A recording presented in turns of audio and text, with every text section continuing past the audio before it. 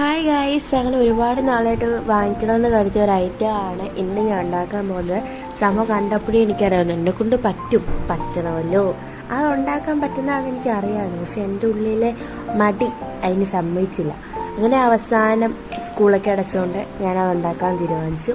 അപ്പം അതിനായിട്ട് ലുലുവിൽ പോയപ്പം എനിക്ക് അഫോർഡബിൾ ആയിട്ട് തോന്നിയ ഒറ്റ ഐറ്റം ഉള്ളൂ, അത് ഈ ഒരു ബാംബൂ സ്റ്റിക്കാണ്.